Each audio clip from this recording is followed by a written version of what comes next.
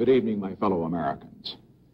10 days ago, in my report to the nation on Vietnam, I announced the decision to withdraw an additional 150,000 Americans from Vietnam over the next year. I said then that I was making that decision despite our concern over increased enemy activity in Laos, in Cambodia, and in South Vietnam. And at that time, I warned that if I concluded that increased enemy activity in any of these areas endangered the lives of Americans remaining in Vietnam, I would not hesitate to take strong and effective measures to deal with that situation. Despite that warning, North Vietnam has increased its military aggression in all these areas, and particularly in Cambodia. After full consultation with the National Security Council, Ambassador Bunker, General Abrams, and my other advisors, I have concluded that the actions of the enemy in the last 10 days clearly endanger the lives of Americans who are in Vietnam now and would constitute an unacceptable risk to those who will be there after withdrawal of another 150,000. To protect our men who are in Vietnam and to guarantee the continued success of our withdrawal and Vietnamization programs, I have concluded that the time has come for action. Tonight, I shall describe the actions of the enemy, the actions I have ordered to deal with that situation, and the reasons for my decision. Cambodia, a small country of 7 million people, has been a neutral nation since the Geneva Agreement of 1954, an agreement, incidentally, which was signed by the government of North Vietnam. American policy since then has been to scrupulously respect the neutrality of the Cambodian people. We have maintained a skeleton diplomatic mission of fewer than 15 in Cambodia's capital, and that only since last August.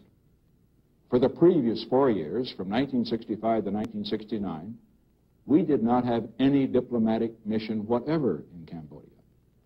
And for the past 5 years, we have provided no military assistance whatever and no economic assistance to Cambodia. North Vietnam, however, has not respected that neutrality.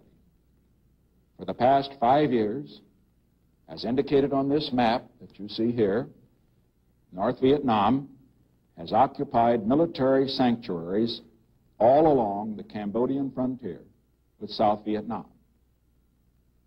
Some of these extend up to 20 miles into Cambodia. The sanctuaries are in red, and as you note, they are on both sides of the border.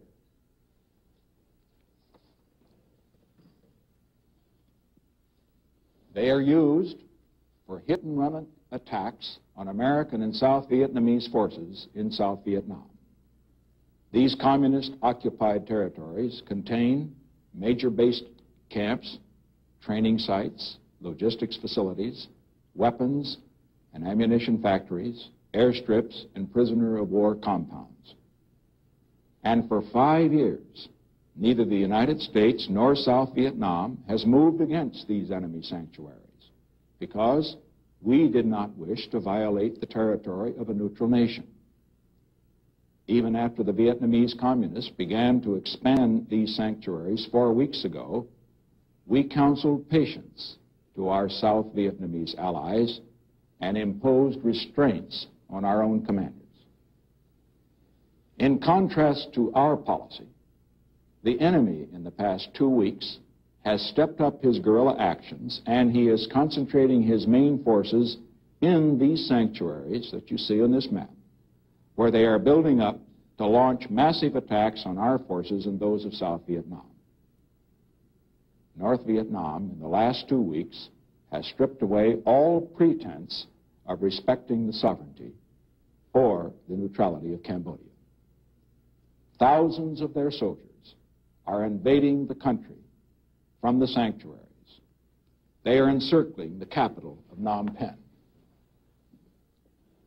Coming from these sanctuaries, as you see here, they have moved into Cambodia and are encircling the capital.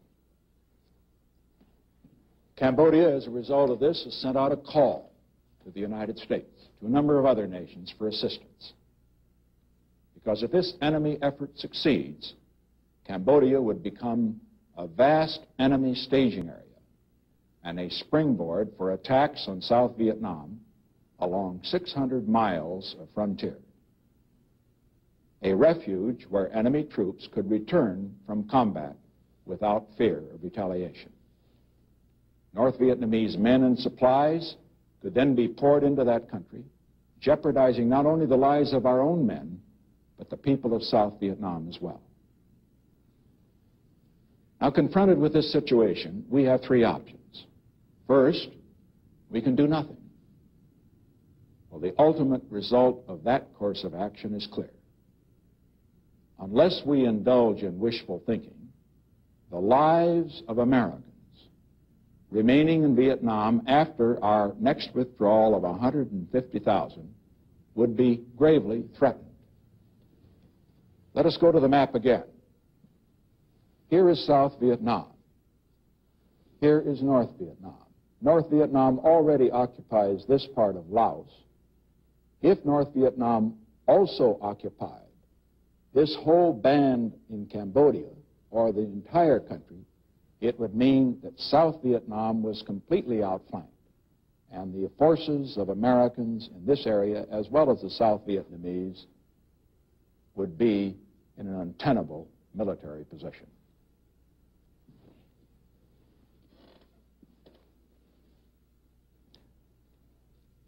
Our second choice is to provide massive military assistance to Cambodia itself. Now, unfortunately, while we deeply sympathize with the plight of 7 million Cambodians whose country has been invaded, massive amounts of military assistance could not be rapidly and effectively utilized by the small Cambodian army against the immediate threat. With other nations, we shall do our best to provide the small arms and other equipment which the Cambodian army of 40,000 needs and can use for its defense. But the aid we will provide will be limited to the purpose of enabling Cambodia to defend its neutrality, and not for the purpose of making it an active belligerent on one side or the other. Our third choice is to go to the heart of the trouble. And that means cleaning out major North Vietnamese and Viet Cong occupied territories, these sanctuaries which serve as bases for attacks on both Cambodia and American and South Vietnamese forces in South Vietnam. Some of these, incidentally, are as close to Saigon as Baltimore is to Washington. This one, for example, is called the Parrot's Beak. It's only 33 miles from Saigon.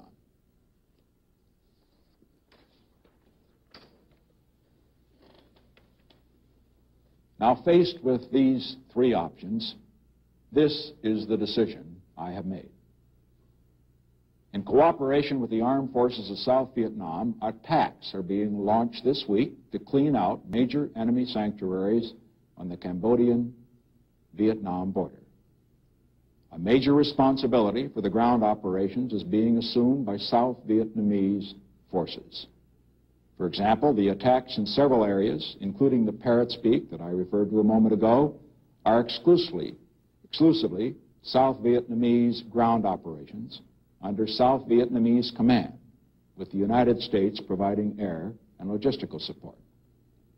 There is one area, however, immediately above Parrot's Beak, where I have concluded that a combined American and South Vietnamese operation is necessary. Tonight, American and South Vietnamese units will attack the headquarters for the entire communist military operation in South Vietnam. This key control center has been occupied by the North Vietnamese and Viet Cong for 5 years in blatant violation of Cambodia's neutrality. This is not an invasion of Cambodia. The areas in which these attacks will be launched are completely occupied and controlled by North Vietnamese forces. Our purpose is not to occupy the areas. Once enemy forces are driven out of these sanctuaries, and once their military supplies are destroyed, we will withdraw. These actions are in no way directed to the security interests of any nation. Any government that chooses to use these actions as a pretext for harming relations with the United States will be doing so on its own responsibility and on its own initiative, and we will draw the appropriate conclusions.